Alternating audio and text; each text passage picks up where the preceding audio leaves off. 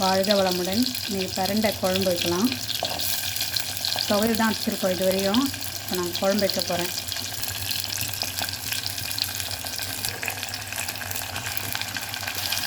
பிரண்டையில் எவ்வளோ நன்மைகள் இருக்குதுன்னு எல்லாருக்கும் தெரியும். கால் வலி, கை வலி இருக்கவங்க எல்லாருமே இதை சேர்த்துக்கோங்க.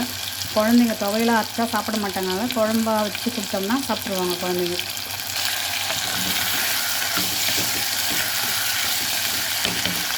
நல்லா வதக்கிடலாம்.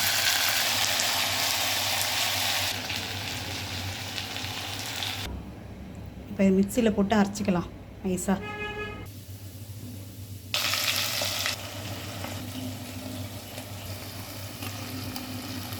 அரைச்ச விழுது இதில் போட்டு நல்லா வதக்கிடலாம். பாருங்கள், நல்லா வதக்கின உடனே எண்ணெய் நல்லா பிரிஞ்சு வந்திருக்கு. இப்போ புளி கரைச்சலை ஊற்றிடலாம். தூள், குழம்பு தூள் போட்டுடலாம். தேவையான அளவு உப்பு. பாருங்கள், குழம்பு நல்லா எண்ணெய் பிரிஞ்சு சூப்பராக இருக்குது. பாருங்கள், அப்படி இருக்குது.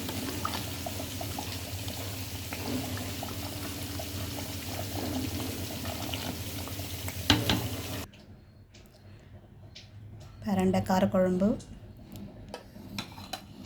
சாம்பார், கத்திரிக்காய் முருங்கைக்காய் சாம்பார், ரசம், பீட்ரூட் பொரியல்,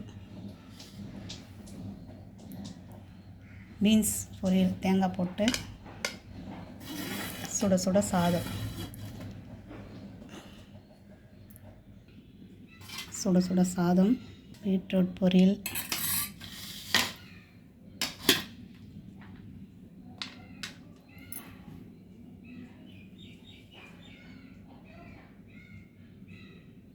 பீன்ஸ் பொரியல் தேங்காய் போட்டு,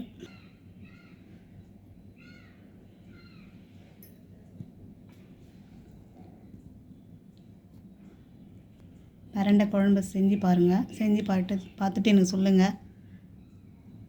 வீடியோ பிடிச்சிருந்தால் லைக் பண்ணுங்கள், ஷேர் பண்ணுங்கள், சப்போர்ட் பண்ணுங்கள்.